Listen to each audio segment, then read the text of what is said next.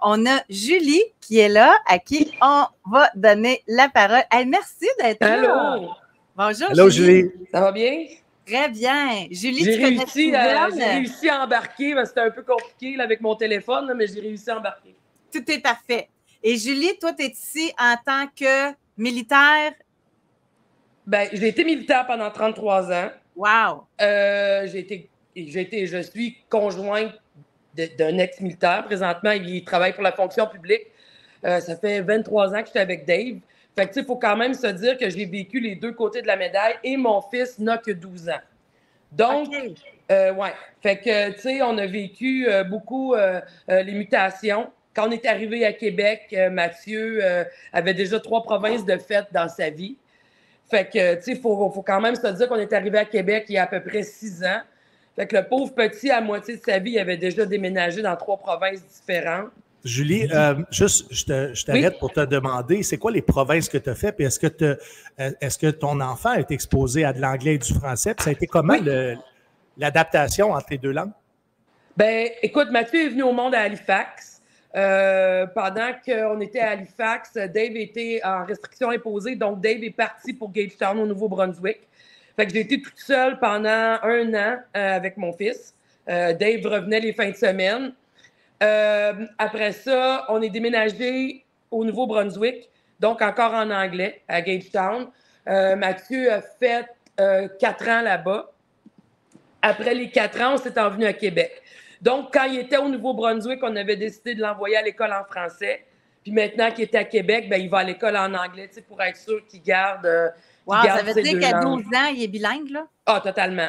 Wow! Ça c'est un bel acquis, là. Ça fait partie des avantages intéressants, là. Oui. Tu sais, en 2018, j'ai fait partie des Jeux Invictus. Bon, excuse-moi, ça vient de virer de bord. Téléphone, hein? J'ai fait partie des Jeux Invictus pour les soldats blessés en 2018. Je suis allée en Australie.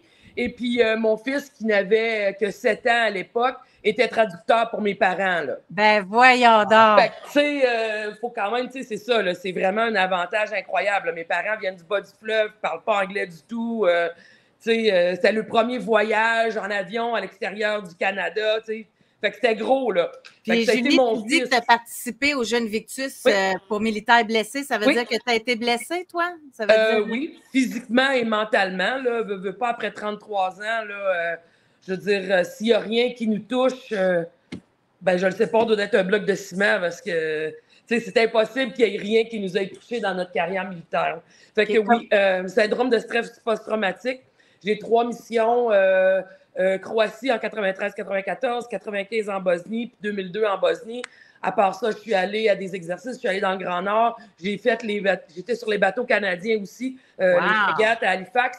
Donc, oui. Julie, c'était quoi ton métier dans l'armée? Est-ce que tu peux expliquer les gens un petit peu qu'est-ce que tu faisais? J'étais cuisinière. OK. Fait que, tu sais, j'ai vraiment travaillé beaucoup. Veux pas, là. Tu sais, tout le monde dit « Ah ouais, mais toi, t'as rien vu, t'étais dans la cuisine. » Attends, Julie, moi, je te connais un petit peu, puis je sais aussi qu'est-ce que ça implique au niveau de l'environnement de travail des cuisiniers.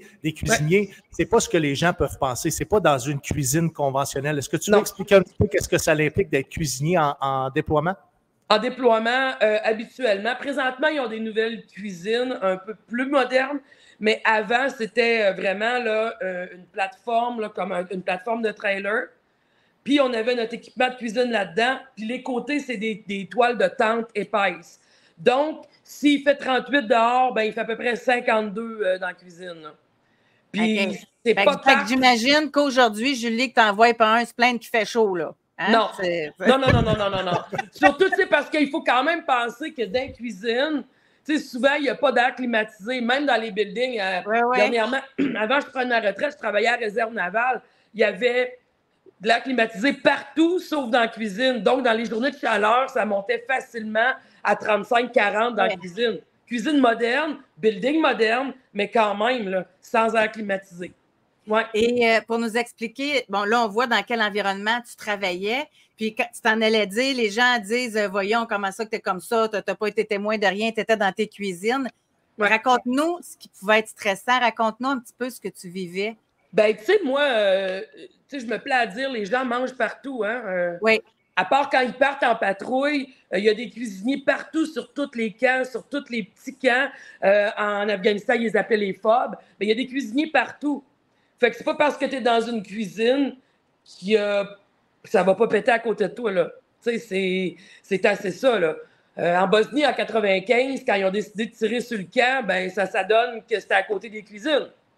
Fait que, tu sais, les gens peuvent dire un peu n'importe quoi parce que, tu sais, bon, ils ont pour leur dire qu'un métier, t'es pas un métier comme l'infanterie, le blindé, l'artillerie, t'es pas sur le terrain, mais on est sur le terrain quand même, là, les métiers du sport. Puis, Josée, je dois te dire que les soldats les plus importants à la guerre, c'est nos cuisiniers.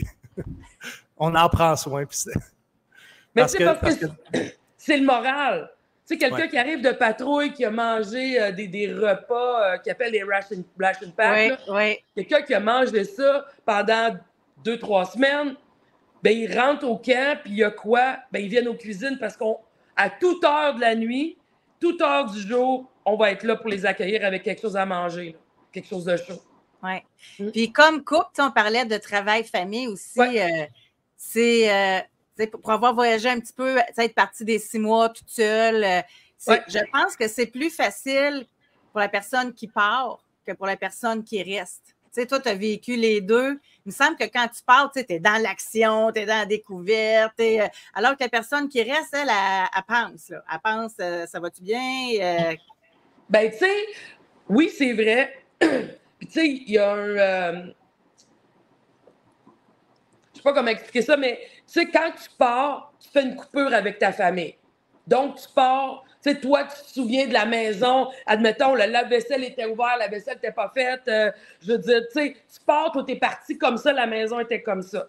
Fait que toi, tu fais une pause dans ta tête.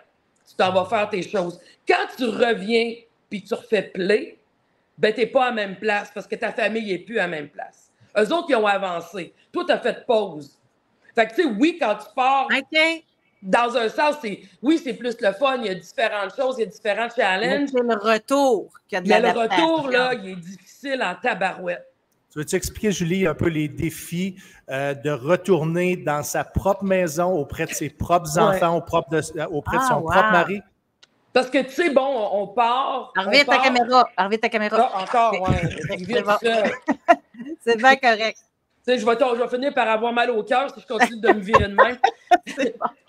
Mais, tu sais, nous, on part, OK, puis on a l'impression que notre famille n'a pas évolué. Tu sais, puis quand on part, ben bon, mettons, c'est moi qui payais, je sais pas, le compte d'électricité, le compte de téléphone, je m'occupais d'aller porter, mettons, mon fils au deck hockey, tout le kit.